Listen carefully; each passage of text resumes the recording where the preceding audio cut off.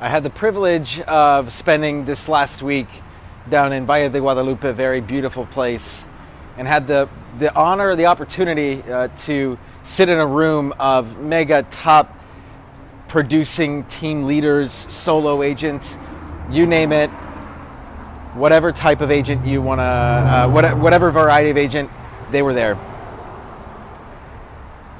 To get into that room, you had to have at least done, or at least be doing, on pace to do 50 million this year in 2021, and or over 100 units. So very elite group.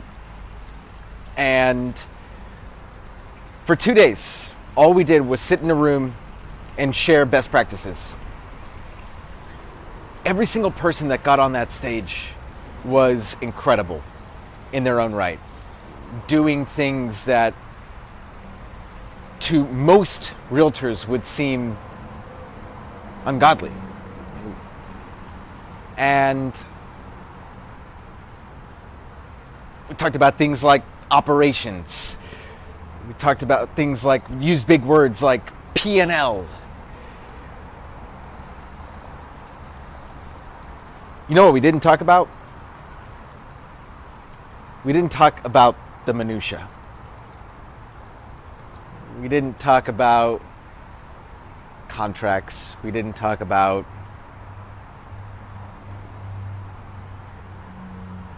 open house signs. We didn't talk about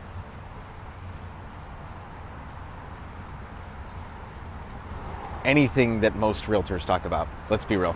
Okay. I'm drawing a blank there. I'm like, what? It's been so long since I've had those kinds of conversations. But nevertheless, I think everyone understands what I mean. Is that we spend so much time as agents talking about the small stuff, and we don't spend enough time talking about the things that are important. And for 2 days, all we did were talk about important things when it comes to running a business. Let's go back to the two things I just discussed: operations and P&L. Shout out to my buddy Mark Gelman. Mark Gelman from St. Louis, Missouri, top 3 agent at Coldwell Banker, just moved to EXP about a month ago. Mark said something that stuck to me. He says, my coach holds me accountable to one thing and one thing only: my P&L. And that was by far, maybe not by far, but that was definitely the thing that stuck out most to me this whole weekend. Was so much of us are focused on how many deals are we going to do this year and how much money am I going to make. Mark's focused on running a successful business. I'm going to challenge all of the agents who are watching this video, whether you're with me live or with me at some other point in time. Are you holding yourself accountable to a P&L? Do you even know what a P&L is? And I say that in all seriousness because I know that there are some people on this, watching this video, that have no idea what a P&L is. A P&L, profit and loss statement. Are you holding yourself accountable to money in versus money out and running a successful operation? If the answer is yes, good for you. You're in the minority.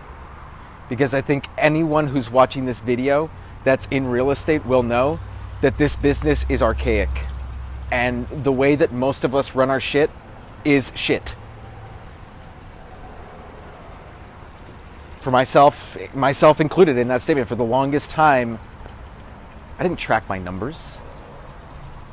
I didn't have an accountant that I talked to on a regular basis. I didn't have mentors and people around me that are operating at a level that at this point is so hard to fathom, but I know I'm going to get there because I've surrounded myself with the right people. Let me tell you a couple other things here. For those of you that are wondering, well, where do I start with my P&L? Well, first of all, if you're watching this video and you don't have one, the first thing that you should be doing is logging your money in versus money out. I used QuickBooks when I started.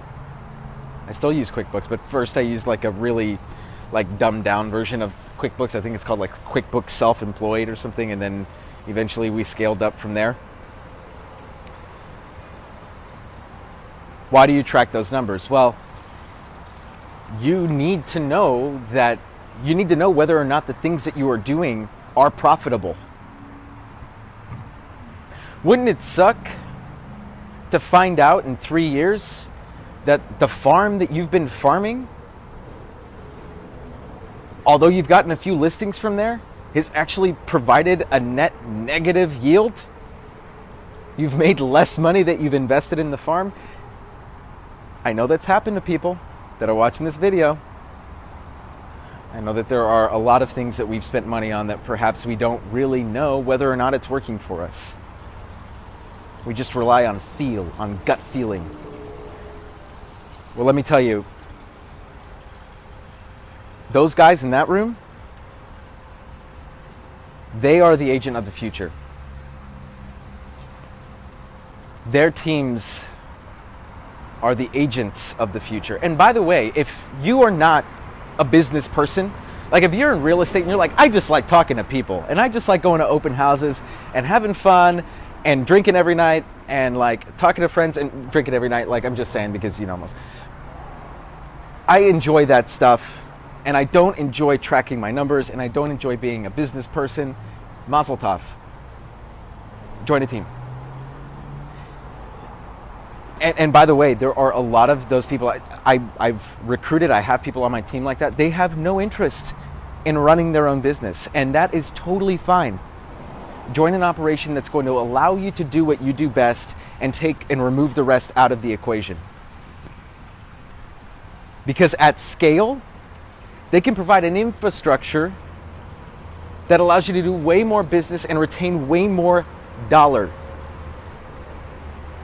which means more money in your pocket at the end of the year. If you are a business person and you're a solo agent or you want to become a team leader or you're like, you know, I don't want to be a team leader, I just want to run my own operation. There's a guy out there, oh my gosh, I believe Kyle, oh my gosh, I'm blanking on his name. But he's a solo operator. Kyle Hegan, I think was his name. Kyle was out there, he's slanging like 100 plus homes a year by himself. He has 3 assistants, but he holds himself accountable. His operation is on point. It is dialed in. You don't need to be a team leader to have a dialed in operation. You don't need to be a mega producing badass to have a tight operation, but you do need to have an operation. And that's the difference. Holding yourself accountable to a P&L was the one thing that really stuck out to me. And whoever you find to hold you accountable, whether it be a coach, a mentor, an accountant, whatever it is, you need to find someone that's going to hold you accountable to that and lead you and guide you based on the financial health of your business. You want to know who's not going to do that? Not your sales manager. I said it. For either one of 2 reasons. Number 1, they have no idea how to do it themselves, and that's probably the most common. Or number 2, because they realize the second that you start tracking your numbers and the second that you begin to legitimize your business just a little bit is the second you realize that they need you more than you need them.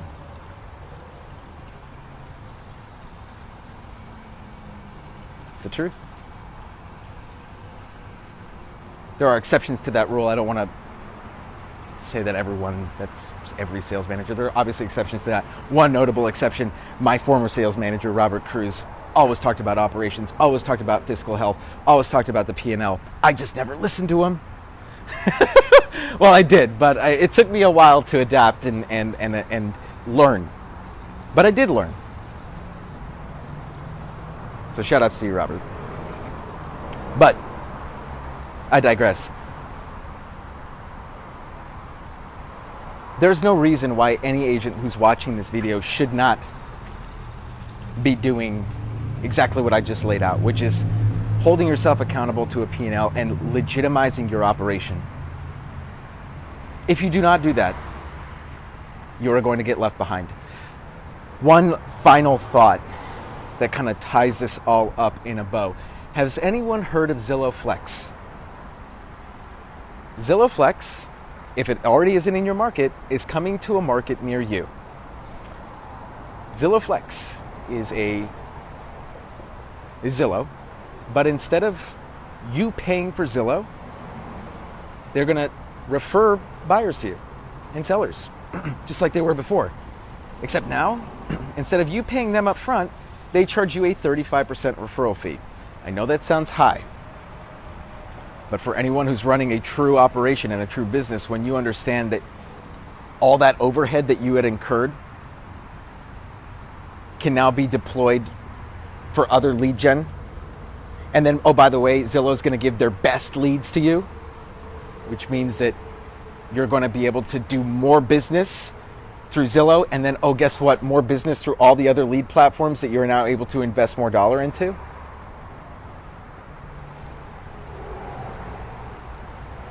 The most dialed in agents at this event, we're talking about 200, 300, 400 live connections for their team per month and counting.